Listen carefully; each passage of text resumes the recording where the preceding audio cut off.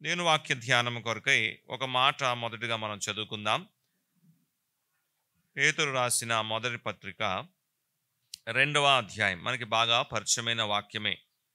అపోస్తలుడైన పేతురు రాసిన మొదటి పత్రిక 2వ అధ్యాయము 21వ వచనాన్ని చదువుకుందాం. పేతురు రాసిన మొదటి పత్రిక 2వ అధ్యాయం 21వ వచనం చూడండి.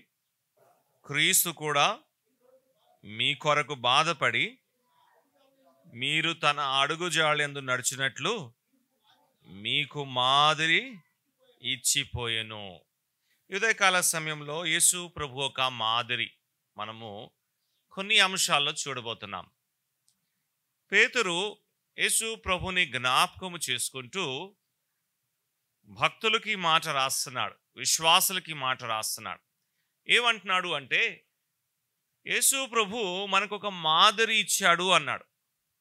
అవును, చాలా విషయంలో ప్రభు మనకి మాదిరే. ప్రార్థనలో ఆయనే మనకి మాదిరి, పరిచర్యలో ఆయనే మనకి మాదిరి, భక్తిలో ఆయనే మనకి మాదిరి, పరిశుద్ధతలో ఆయనే మనకి మాదిరి. యేసు ప్రభువు ఆయన ఒక మాదిరి ఇచ్చిపోయేను అన్నాడు. అయితే ఈ మాదిరిని మనం ఏం చేయాలి? పేతురే అంటున్నాడు. ఏం చేయాలి చెప్పండి? ప్రశంసిస్తే సరిపోతుందా? ఆయన ఒక మంచి మాదిరి ఇచ్చాడు కదా, ఆ మాదిరిని ప్రశంసిస్తే సరిపోతుందా?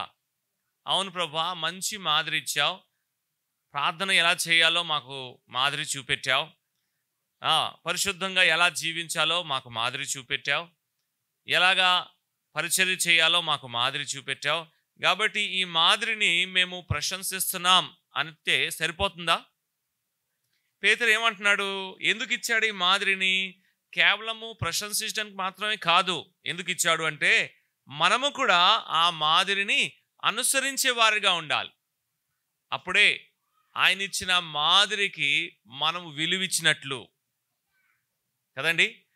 ఆయన చూపెట్టిన బాటలో మనము నడిచేవారుగా ఉంటే, ఆయన ఎలా జీవించాడో అలాగే మనము కూడా జీవించేవారుగా ఉంటే, అప్పుడే ఆయన చూపెట్టిన మాదిరికి మనము విలువిచ్చిన వారుగా ఉంటాం. ఒక మాటలో చెప్పాలంటే, యేసు ప్రభు యందు విశ్వాసం ఉంచిన విశ్వాసి తన గురి ఏమై ఉండాలి? నేను యేసు ప్రభు వలె నడవాలి, ఈ లోకంలో యేసు ప్రభు వలె జీవించాలి. ప్రభు నాకు ఒక మాదిరి ఇచ్చాడు కదా, ఆ మాదిరిని నేను అనుసరించాలి. యేసు ప్రభు పోలి నేను నడవాలి. అపోస్తలుడైన పౌలు ఈ మాట అనగలిగాడు కొరింథీయులతో. ఏమన్నారు చెప్పండి? నేను క్రీస్తుని పోలిన ప్రకారము మీరు నన్ను పోలి నడుచుకోండి అన్నాడు. అంటే అపోస్తలుడైన పౌలు ఏం చేశాడు? యేసు ప్రభు ఒక మాదిరిని అనుసరించాడు. యేసు ప్రభు ఒక మాదిరిని తెలుసుకొని ఆ మాదిరిని అనుసరించాడు. ఆ అడుగుజాడలో ఆయన నడిచాడు. నడిచిన తర్వాత ఏమంటున్నాడు? మీరు కూడా నన్ను పోలి అంటే అక్కడ పౌలు కాదు కేంద్రము. పౌలు తన ద్వారా ఎవరిని చూపెడుతున్నాడు? క్రీస్తుని చూపెడుతున్నాడు. కాబట్టి మన అందరము కూడా యేసు ప్రభు యందు విశ్వాసం ఉంచి రక్షణ పొందిన మనందరము కూడా యేసు ప్రభుని పోలి నడిచేవారుగా ఉండాలి. ఆయన మాదిరిని మనం అనుసరించేవారుగా ఉండాలి. ఇది మనకు ఆప్షనల్ కాదు. యేసు ప్రభుని మాదిరిని అనుసరించడం ఆప్షనల్ ఏం కాదు, ఇది కంపల్సరీ. ఎవరంటున్నారు ఈ మాట? చూడండి, దేవుని వాక్యంలో భక్తుడైన యోహాను ఈ మాటను చెప్తున్నాడు. యోహాను రాసిన మొదటి పత్రిక 2వ అధ్యాయంలో చూడండి ఒక మాట 6వ వచనంలో చెప్తున్నాడు. యోహాను రాసిన పత్రిక మొదటి పత్రిక 2వ అధ్యాయము 6వ వచనం. ఆయన వాక్యము ఎవడు గైకొనునో వాళ్ళలో దేవుని ప్రేమ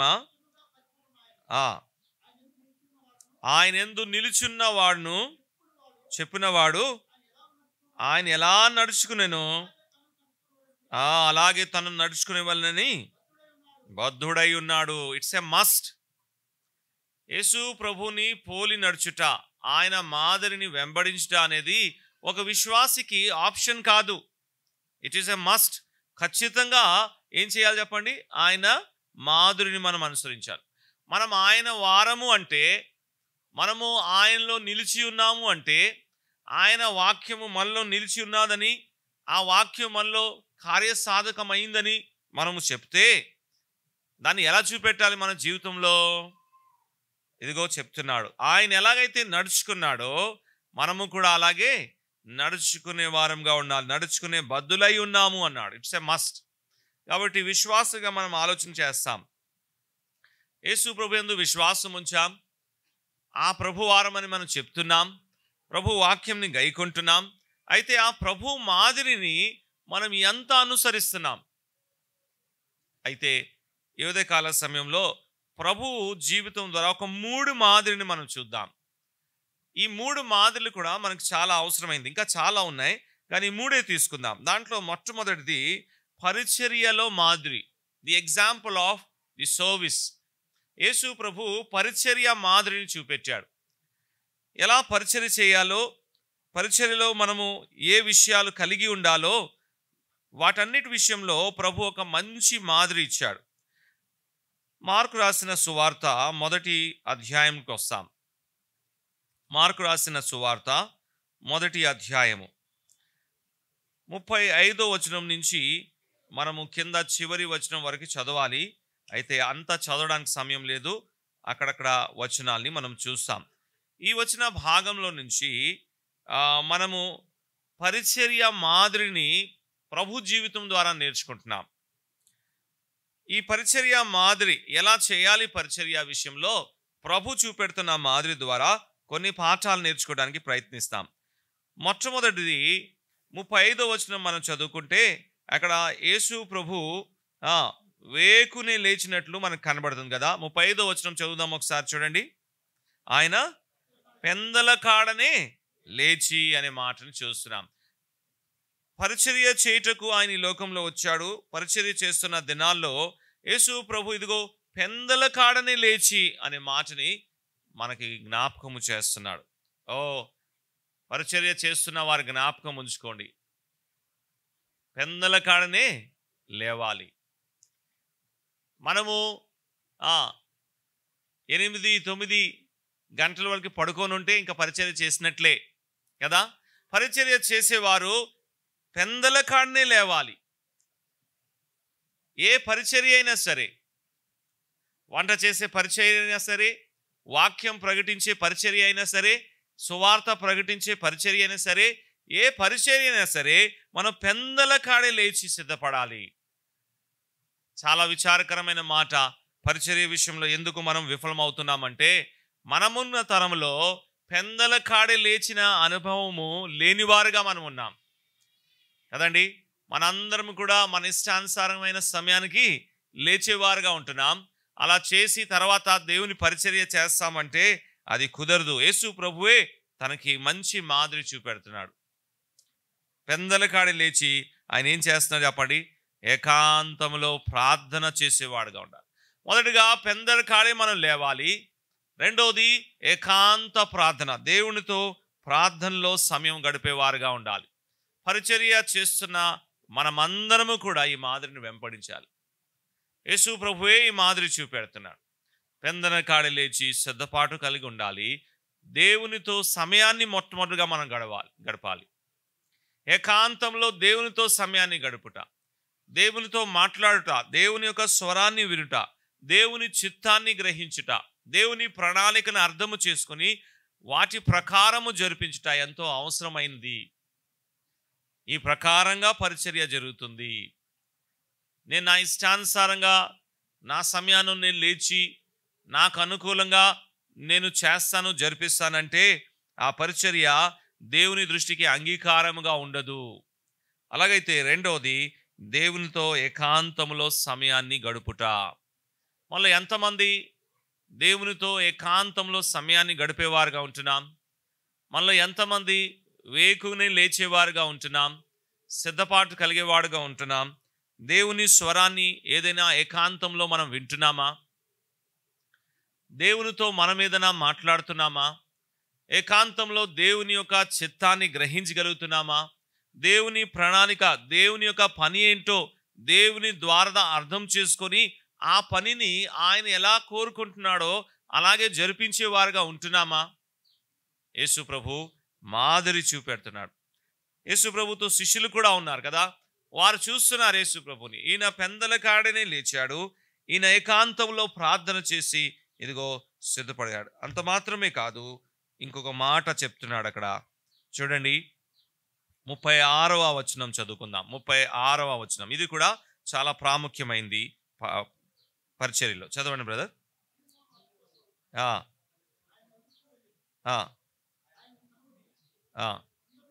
అందరూ నిన్ను వెతుకుచున్నారని ఆయనతో చెప్పారు. సీమోను పేతురు ఇంకా శిష్యులు ప్రభు ఎక్కడున్నారో కనుక్కొని ప్రభు దగ్గరికి వచ్చి ప్రభుతో ఏమన్నారంటే, ప్రభువా అందరూ నిన్ను వెతుకుచున్నారు. ఇక్కడ అందరూ అనే మాట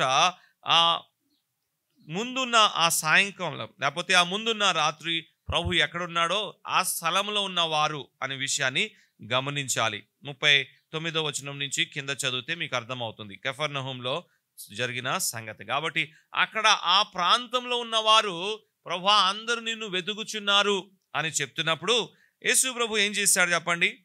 అక్కడ తర్వాత వచనంలో మీరు చదువుకుంటే ప్రభు ఏమన్నాడు, మనం ఇతర ప్రాంతాలకు వెళ్తాం అని ఆయన చెప్తున్నాడు. అందరూ వెతుకుతున్నారు కదా, అక్కడికి వెళ్తాం అనలేదు. ఎక్కడికి వెళ్తాం అంటున్నాడు?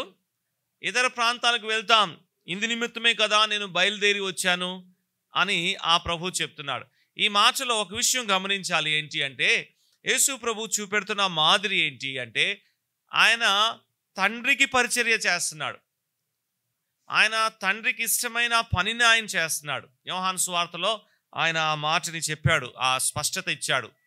నేను తండ్రికి ఇష్టమైన కార్యమునే చేసేవాణ్ణిగా ఉన్నాను అని యోహాను సువార్త 8వ అధ్యాయం 29వ వచనంలో అన్నాడు కదా. కాబట్టి ఇప్పుడు ప్రజలు కాదు, ప్రజలు మెప్పు కాదు, ప్రజల కొరకై కాదు ఆయన చేస్తున్న పరిచర్య. ప్రప్రథమంగా ఆయన ప్రభు కొరకై, దేవుని కొరకై చేస్తున్నాడు. ప్రజలు నిజంగా ప్రజల కొరకై పరిచర్య చేస్తున్న వాడైతే ఏమవును? ఎవరైతే వెతుకుతున్నారో వాళ్ళ దగ్గరికే వెళ్ళను. వాళ్ళందరూ ప్రభాము నువ్వు మాకు కావాలి, మా దగ్గర ఉండిపో, మాకు ఇంకా చాలా పరిచర్య చేయి, మమ్మల్ని స్వస్థపరచు, ఇంకా అనేకమైన మాటలు వాళ్ళు అంటారు. కానీ యేసు ప్రభు ఒక విషయం చాలా స్పష్టంగా ఎరుగుతాడు. అదేంటి అంటే, ఆయన చేస్తున్న పరిచర్య ఎవరికి? తండ్రికి చేస్తున్నాడు ఆయన పరిచర్య, మనుషులకు కాదు. ఆ పరిచర్య ఒక లాభం మనుషులకు అందుతుంది వాస్తవమే, కానీ ప్రాముఖ్యంగా ఆయన తండ్రి కొరకై చేస్తున్నాడు ఆ పనిని. కాబట్టి తండ్రి చిత్తము, ఏకాంతంలో సమయాన్ని గడిపాడు కదా, ఆ తండ్రి చిత్తము ఏమని 38వ వచనంలో చెప్తున్నాడు కదా, రండి మనము ఇతర దూర సమీప గ్రామంలో వెళ్దాము, ఇంది వారికి కూడా మనం వాక్యాన్ని ప్రకటిస్తాం, ఇంది నిమిత్తమే కదా నేను బయలుదేరి వచ్చి తిని. తండ్రి కుమారుని పంపించాడు. యోహాను సువార్తలో యేసు ప్రభు చాలా స్పష్టంగా చెప్పాడు ఎందుకు పంపించాడు. ఈ కుమారుడు అనేకులకి దేవుని వాక్యాన్ని ప్రకటించాలి, సువార్తని ప్రకటించాలి, మారు మనసుని ప్రకటించాలి, పాప క్షమాపణ, దేవుని యొక్క హితవర్షణాన్ని ప్రకటించుటకు తండ్రి అయిన దేవుడు ఆయన పంపాడు. కాబట్టి ఇప్పుడు ఆయన ఏం చేయాలి? ఒక చోటలో ఉండిపోవడానికి వీల్లేదు. మనుషులు కోరినట్లు, మనుషుల్ని మెప్పించినట్లు చేయడానికి ఉంటే ఆయన ఒక చోటలో ఉండిపోయేవాడు. కానీ ప్రభు చెప్తున్నాడు, నేను చేస్తున్న పరిచర్య నా తండ్రికి చేస్తున్నాను. అందుకే యోహాను సువార్త 17వ అధ్యాయంలో తండ్రితో ప్రార్థన చేస్తూ యేసు ప్రభు ఏమన్నాడు తెలుసా? చేయుటకు నీవు నాకు ఇచ్చిన పనిని నేను సంపూర్ణంగా చేశాను. అలాగైతే ఆ ప్రభు అడుగుజాడలో నడుచుతున్న మనం కూడా ఈ విషయాన్ని జ్ఞాపకం చేసుకోవాలి. మనం చేస్తున్న పరిచర్య మొట్టమొదటిగా మనము తండ్రికి చేస్తున్నాం. ఆ పరిచర్య మనుషులకు కాదు మనం చేసేది పరిచర్య. మనుషులు ఆ పరిచర్య ద్వారా మేలు పొందుతారు వాస్తవమే, వారి కొరకై కూడా ఆ పరిచర్య ఉంది. కానీ నేను చేస్తున్న పరిచర్య మొట్టమొదటిగా ఎవరికి అంటే తండ్రికి అనే విషయాన్ని జ్ఞాపకం చేసుకోవాలి. నేను ఒకవేళ ఒక పాట పాడినా అది మొట్టమొదటిగా ప్రభు కొరకే. ప్రార్థన చేసిన, వాక్య ప్రకటించిన, సువార్త ప్రకటించిన, లేకపోతే గృహ దర్శనాలు చేసిన, లేకపోతే పరిచర్యకి ఏదైనా పని చేసిన, ఇవన్నీ కూడా నేను మనుషుల కొరకై చేయట్లేదు. ఎవరి కొరకు చేస్తున్నాను? దేవుని కొరకై అనే విషయాన్ని జ్ఞాపకం చేసుకోవాలి. అది మూడోది మనం గమనిస్తున్నాం. నాలుగోది, ఈ మాదిరిలో నాలుగోది ప్రయాస కనబడుతుంది. 39వ వచనం చూడండి, 39వ వచనము. ప్రయాణము ప్రయాసము రెండు కలిపి చూద్దాం. ఆయన గలిలయ అంతటా వారి సమాజ మందిరములో ప్రకటించుచు దెయ్యమును వెలగొట్టుచు వచ్చెను కదండి. ఇక్కడ నాలుగోది ప్రభు చూపెడుతున్న మాట ఏంటంటే ప్రయాసం ఉంటుంది. పరిచర్యలో ప్రయాసపడాలి. పరిచర్యలో అన్ని కంఫర్ట్స్ ఉండవు, అన్ని సుఖాలు ఉండవు. ప్రయాణాలు చేయాలి, ప్రజల్ని కలుసుకోవాలి, వాళ్ళతో మాట్లాడాలి, ప్రయాసం ఉంటుంది అనే విషయాన్ని ప్రభు జ్ఞాపకం చేస్తున్నారు. ఇది పరిచర్యలో ప్రభు చూపెట్టిన మాదిరి. చాలాసార్లు మనం పరిచర్యకు బయలుదేరినప్పుడు కొన్ని కంఫర్ట్స్ మనం చూసుకుంటూ ఉంటాం. అవసరమైంది ఏదైతే ఉందో అది చూసుకోవడం మంచిదే, కానీ మనం జ్ఞాపకం ఉంచుకోవాల్సింది ఏంటంటే దీంట్లో ప్రయాసం ఉంటుంది. యేసు ప్రభు ఎక్స్టెన్సివ్గా చాలా ప్రయాణాలు చేశాడు. చాలా చోట్లకు ఆయన వెళ్ళాడు, మనుషులతో ఆయన కలిశాడు, మాట్లాడాడు. వాళ్ళ వ్యతిరేకతలన్నీ కూడా ఎదుర్కొన్నాడు, వాళ్ళ ప్రశ్నలన్నీ కూడా ఎదుర్కొన్నాడు, సమాధానం ఇచ్చాడు. ఎంతో ప్రయాసము ఆ పరిచర్యలో కనబడుతుంది. కాబట్టి ఈ మాదిరిని మనం అనుసరించి పరిచర్య చేసేవారుగా ఉండాలి. పెందలగానే లేవాలి, సిద్ధపడాలి. ఏకాంతంలో దేవునితో సమయాన్ని మనం గడపాలి, ఆయన చిత్తాన్ని కనుక్కొని ఆ విధంగా జరిపించాలి. మూడవది, మనము దేవుని కొరకై పరిచర్య చేస్తున్నాము అనే విషయాన్ని ఎప్పుడు జ్ఞాపకం ఉంచుకోవాలి. నాలుగవది, పరిచర్యలో ప్రయాసం ఉంటుంది అనే విషయాన్ని జ్ఞాపకం చేసుకోవాలి. ఈ మాదిరిని ప్రభు మనకి ఇచ్చాడు కాబట్టి ఆయన అడుగుజాడలో నడుచుచు ఆ విధంగా మనం పరిచర్య చేసేవారుగా ఉండాలి. అలాగైతే రెండో మాదిరి, ప్రభు చూపెట్టిన రెండో మాదిరి గురించి కూడా మనం చూస్తాం. ఇదే మార్కు సువార్తలో 15వ అధ్యాయంకి వస్తాం. ఇక్కడ శ్రమలు పొందే విషయంలో మాదిరి, లేకపోతే ఏ మోడల్, ఏ సఫరింగ్ కదా. శ్రమలు, ఎలా శ్రమల్ని సహించాలి, శ్రమలు వస్తాయి, ఆ శ్రమల్ని ఎలా ఎదుర్కోవాలి అనే విషయాల్లో ప్రభు ఒక మాదిరిని చూపెడుతున్నాడు. ఆ విషయాన్ని కూడా మనము జ్ఞాపకం చేస్తాం. మార్కు రాసిన సువార్త 15వ అధ్యాయం 1 నుంచి 5 వచనాల వరకు, లేకపోతే కింద 14 వచనాల వరకు మనం చదువుకోవాలి. అయితే కొన్ని వచన భాగాన్ని మనం తీసుకున్నాం. పరిచర్య చేశాడు, అనేకులు మేలు పొందారు, చాలామంది ఆ ప్రభుని వెంబడిస్తున్నారు. అయితే యేసు ప్రభు ఇదిగో ఇక్కడ మన పాపం నిమిత్తమై ప్రాయశ్చిత్తం చేయుటకు పట్టబడాడు. ఆ విషయం మన ఎరుగుదము. అయితే ఇక్కడున్న సంగతిని గమనిస్తే ఆ శ్రమల్ని ఆయన ఎలా సహిస్తున్నాడో ఒక మాదిరి ఇక్కడ కూడా మనకు కనబడుతుంది. హౌ టు ఎండ్యూర్ సఫరింగ్, ఆ శ్రమలు వచ్చినప్పుడు ఆ శ్రమల్ని ఎలాగా ఎదుర్కోవాలి. అయితే కొన్ని వివరాలు ఆ శ్రమల గురించి మనం చదువుకుంటే దాంట్లో మొట్టమొదటిది చూడండి, 3వ వచనంలో ఒక మాట చదువుతాం. 3వ వచనం శ్రమల గురించి ఉన్న మాటలు చూస్తున్నాం. ప్రధాన యాజకులు నేరము మోపుతున్నారు. కాబట్టి జాగ్రత్త, పరిచర్య చేస్తున్నాం కదా, ఏమవుతుంది అంటే నేరాలు మోపబడతాయి, శ్రమలు అలాగొస్తాయి. ఇవన్నీ కూడా అబద్ధ నేరాలే, దీంట్లో వాస్తవం ఒక్కటి కూడా కాదు. కానీ ఏం చేస్తున్నారు చెప్పండి, ప్రధాన యాజకులు నేరం మోపుతున్నారు ఆయన మీద. ఆయన్ని పట్టుకున్నారు, ఆయన మీద నేరం మోపుతున్నాడు. ఇది తప్పు, అది తప్పు, నువ్వు ఇలా అన్నావు, నువ్వు అలా అన్నావు అని ఆయన మీద అబద్ధ నేరము మోపుతున్నాడు. ఇలా నేరం మోపుతున్నప్పుడు ఆయన ఏదైనా అన్నాడా? పిలాతు ఆయన మౌనాన్ని చూసి ఆశ్చర్యపోయాడు. నేరం మోపుతున్నప్పుడు కూడా యేసు ప్రభు మౌనంగా ఉండి ఏ మాట కూడా ఆయన మాట్లాడలేదు. ఇదొక మాదిరి, ఎలాగా శ్రమలు సహించాలో చెప్తున్నాడు. అంత మాత్రమే కాకుండా ఇంకేం చేస్తున్నారు చూడండి, 6-7 వచనాలు చదువుకుంటే వాళ్ళు యేసు ప్రభుకు బదులుగా బరబ్బా అని ఒక వ్యక్తిని కోరుకుంటున్నారు. ఆ బరబ్బా ఎటువంటి వాడో అక్కడే రాశాడు. యేసు ప్రభుకు బదులుగా ఎవరిని కోరుకుంటున్నారు? బరబ్బాని కోరుకుంటున్నాడు. ఈ బరబ్బా ఎవడు? హంతకుడు, ఇతను దొంగ.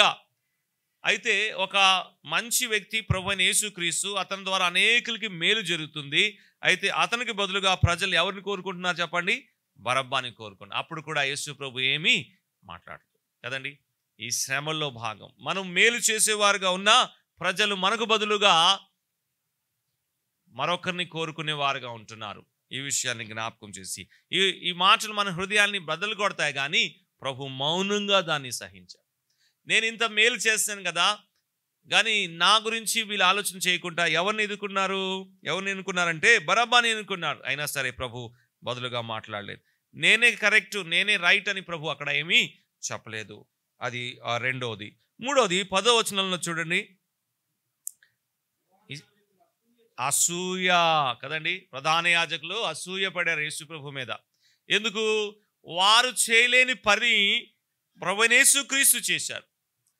ప్రధాన యాజకులు ఏవైతే పని చేయాలో, వాళ్ళ ద్వారా ప్రజలకు ఏం మేలైతే కలగాలో వారు ఆ పని చేయలేదు. కానీ యేసు ప్రభు చేసినప్పుడు వాళ్ళు అసూయ పడారు.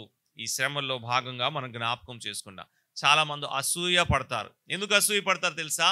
వారు చేయలేరు కదా, చేసేవారిని చూసి ఏమవుతారో చెప్పండి, అసూయ పడతారు. ప్రధాన యాజకులు యేసు ప్రభు ఒక కార్యంను చూసి అసూయ పడారు. అసూయతో ఆయన మీద నిందారోపణ చేస్తున్నారనే విషయాన్ని జ్ఞాపకం. ఇవన్నీ కూడా శ్రమల్లో భాగము. తర్వాత ఇంకేం చేశారు తెలుసా? 15, 16, 17 వచనాల్లో ఆ ప్రభుని వారు అపహసించారని మాటని మనం చూస్తున్నాం. వెక్కిరిస్తున్నారు, ఎగతాళి చేస్తున్నారు, నవ్వుతున్నారు. ఇవన్నీ కూడా ప్రభు సహించాడు. చివరికి 25వ వచనం మనం చదువుకుంటే 5వది, ఆ ప్రభుని వాళ్ళు సిలువేశారనే మాటని మనం చూస్తున్నాం. అలాగైతే శ్రమల్ని ఎలా సహించాడు ప్రభు? మౌనంగా సహించాడు. పిలాతు ఆశ్చర్యపోయాడు 5వ వచనంలో, ఇంత మౌనంగా ఉన్నాడు ఏంటి అని. శ్రమలు సహించే ఒక పర్ఫెక్ట్ ఎగ్జాంపుల్, ఒక సంపూర్ణమైన ఒక మాదిరిని మనం ఇక్కడ చూస్తున్నాం. శ్రమలు ఎలా వస్తాయనే విషయాన్ని మనం గమనిస్తే ఇదిగో ఈ మాదిరి ఇక్కడ చూడండి. లేకపోతే ప్రభు చెప్తున్న మాట దోషారోపణతో ప్రారంభమవుతుంది. ఏం చేశారు చెప్పండి? దోషారోపణ. మనము కూడా అంతే. ప్రభు పనిలో ఉంటుండగా, ప్రభు పరిచర్య చేస్తుండగా, ఆ పరిచర్య ద్వారా ప్రజలకి మేలు కలుగుతుండగా కొందరు ఏం చేస్తారు చెప్పండి? దోషారోపణ చేస్తారు. ఎవరు ఈ దోషారోపణ చేసిన వారు? ప్రధాన యాజకులే, అసూయతో నిండిన వారే. ఎందుకు వాళ్ళకి అసూయ అంటే, వాళ్ళ ద్వారా ఏ పని అయితే జరగాలో అది ప్రభు చేస్తున్నాడు. వాళ్ళు చేయలేని పని ప్రభు చేసినప్పుడు ఆ ప్రభుకు వస్తున్న ఆ ప్రశంస, ప్రభుకు వస్తున్న ఆ ఒక మహిమను బట్టి వాళ్ళు అసూయ పొందారు. అయితే అసూయ పడేవారు ఉంటారు, జాగ్రత్త. దోషారోపణ చేస్తారు, ఎక్కిరిస్తారు, ఇంకా మనల్ని ఎంతో బాధ పెడతారు. మనకన్నా ఇంకెవరైతే తక్కువ స్థాయిలో ఉన్నారో వారిని వాళ్ళు ఎన్నుకొని ఇతనే మా నాయకుడు అంటారు. ఇది కూడా చాలా బాధాకరమే. కానీ ఇవన్నీ కూడా శ్రమల్లో భాగము. ప్రభు దీన్ని ఎలా సహించాడు అంటే మౌనంగా సహించాడు. మౌనం వహిస్తాం. ప్రజలు మనల్ని దూషించున్నప్పుడు, దోషారోపణ చేస్తున్నప్పుడు, అసూయ పడుతున్నప్పుడు, మనకన్నా ఇతరుల్ని వాళ్ళు కోరుకున్నప్పుడు మనము మౌనంగా సహించి మనము దేవుని చేతిలోకి అప్పగిస్తాం. అప్పుడు ప్రభువే తగిన ప్రతిఫలం ఇస్తాడు. ఆయనే ఈ శ్రమల్లో నుంచి విజయం ఇచ్చేవాడుగా ఉన్నాడనే విషయాన్ని జ్ఞాపకం చేస్తున్నాం. అది రెండోది.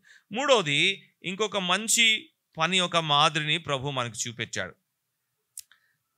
యోహాను సువార్త 21వ అధ్యాయం.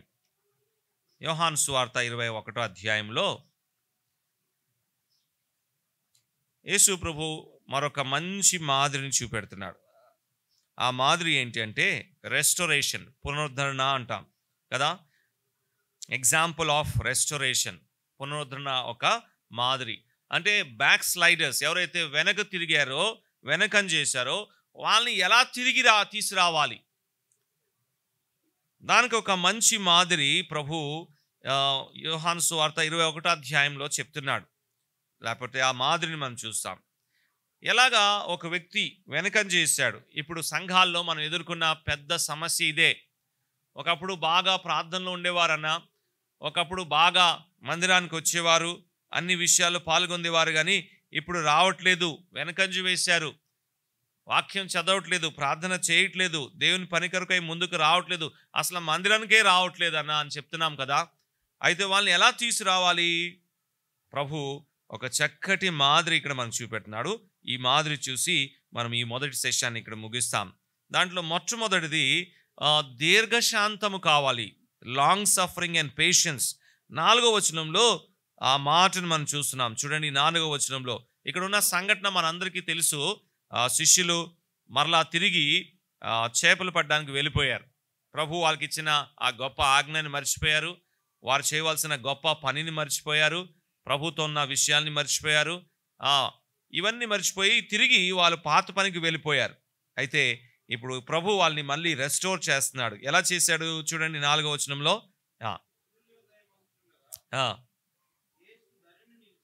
యేసు దరిన నిలిచెను అంటున్నారు.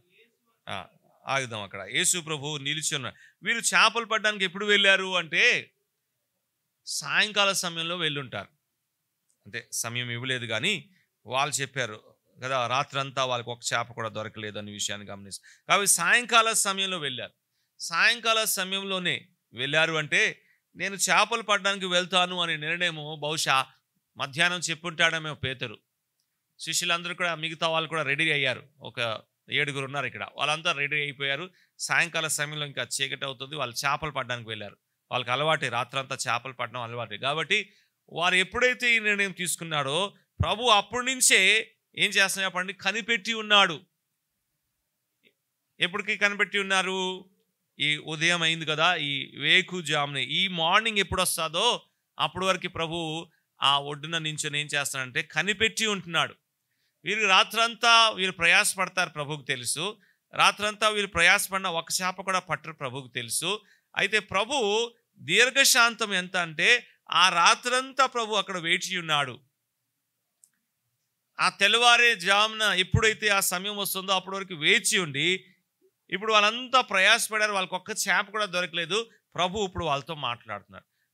మనం రెస్టరేషన్లో పునరుద్ధరణ చేసినప్పుడు ఒక వ్యక్తి ప్రభు నుంచి దూరం వెళ్ళిపోయాడు, వెనకంజ వేశాడంటే వాళ్ళ పట్ల చాలా దీర్ఘశాంతం కావాలి, చాలా సహనం కావాలి, చాలా వేచి ఉండాలి.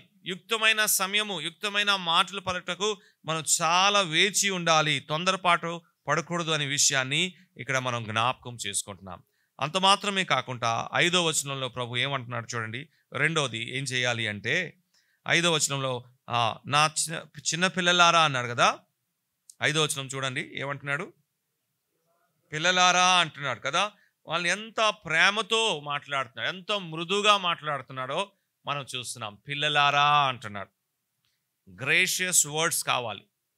రెస్టరేషన్ చేయాలి అంటే, ఒక వ్యక్తిని తిరిగి ప్రభు దగ్గరికి తీసుకురావాలంటే చాలా జాగ్రత్తగా మాట్లాడాలి, చాలా యుక్తంగా మాట్లాడాలి. అంత మాత్రమే కాకుండా ఒక తండ్రి యొక్క హృదయముతో వాళ్ళతో మాట్లాడాలి. యేసు ప్రభు వాళ్ళని ఏమీ గర్దించలే. పిల్లలారా అంటున్నాడు కదండి. అలాగైతే జ్ఞాపకం ఉంచుకోండి, ఈ మాదిరి ఎంతో అవసరం. ఎందుకు మనము ఒక వ్యక్తి వెనకంజ వేస్తే తిరిగి అతన్ని తీసుకురావడంలో కష్టపడుతున్నాం, విఫలమవుతున్నాం అంటే మనకి ఈ నెమ్మదిగా మాట్లాడడం రావట్లేదు, ఈ దీర్ఘశాంతం మనకు ఉండట్లేదు. వెంటనే వెళ్ళగానే ఏదోటి మాట ఇలాగా అలాగా ఇలాగా ప్రభు అసలు ఏమీ చెప్పలేదు, ఎంత నెమ్మదిగా మాట్లాడారు. పిల్లలారా అంటున్నాడు. ఇటువంటి వారు ఉంటే వెనకంజ వేసి వారిని చక్కగా మనం తీసుకురాగలమనే విషయాన్ని జ్ఞాపకం. అది రెండోది. మూడోది 12వ వచనం చూడండి ఒకసారి. అదే 21వ అధ్యాయంలో 12వ వచనం చూడండి. రండి భోజనము చేయండి అంటున్నాడు చూడండి కదండి. ఏమి కాదు, కమ్ అండ్ డైన్ అన్నాడు. రండి భోజనం చేయండి అంటున్నాడు.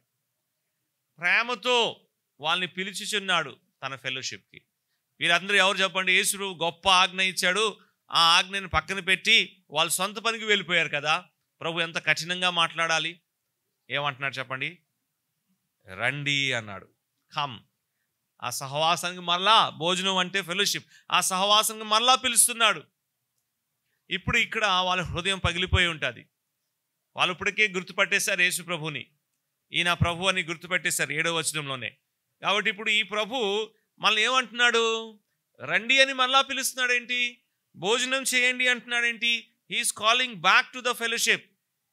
మేమైతే వెనకంజ వేశాము, మా వీపుని ఆ ప్రభుకు చూపెట్టాం, ఆయన మాకు అప్పగించిన పనిని పక్కన పెట్టి మా సొంత పనులకు వెళ్ళిపోయాం. అయినా సరే ఆ ప్రభు ఏం చేస్తున్నాడు? ఒక్క మాట అనుకుంటా, మరలా సహవాసంలోకి పిలిచిచున్నాడు. సహవాసంలోకి మనం పిలిచేవారుగా ఉండాలి. చాలాసార్లు కొంత కారణాన్ని బట్టి మనము సరే అయితే నువ్వు రావద్దు అనే వారంగా ఉంటున్నాం. అలా కాకుండా యేసు ప్రభు చూడండి, శిష్యులు అంత కఠినంగా ప్రభుతో ప్రవర్తించినా ప్రభు ఏమన్నారు చెప్పండి? కమ్, రండి అంటున్నాడు. రండి భోజనం చేయండి అంటున్నాడు.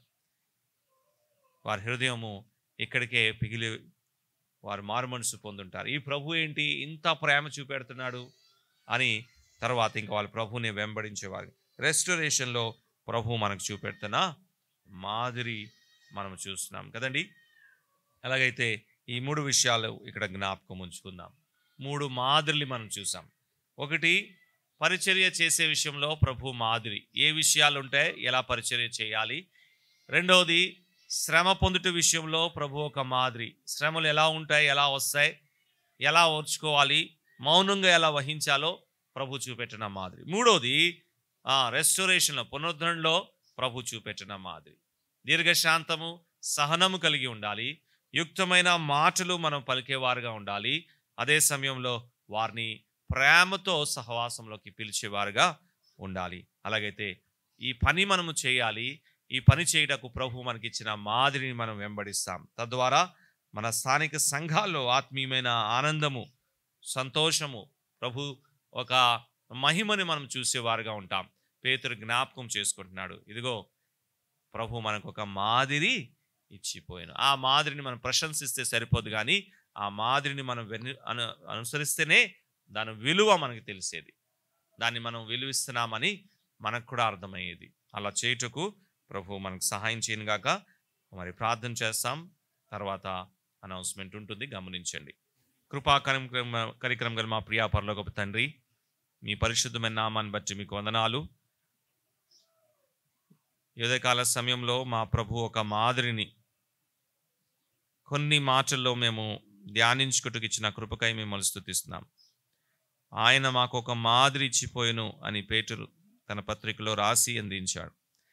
అనేక విషయాల్లో మాదిరి, కానీ 3 మాటలు ఉదయకాల సమయంలో చూసాం. పరిచర్య విషయంలో ఆయన చూపెట్టిన మాదిరి, పెందల కాడి లేచి ఏకాంతంలో ప్రార్థనా సమయం గడిపి దేవుని కొరకై చేస్తున్న పరిచర్య అని భావించి మనుషులు వెనకాల వెనుకుంటా ప్రయాణము ప్రయాసంలో ఎలాగా మేము ఉండాలో నేర్పించారు.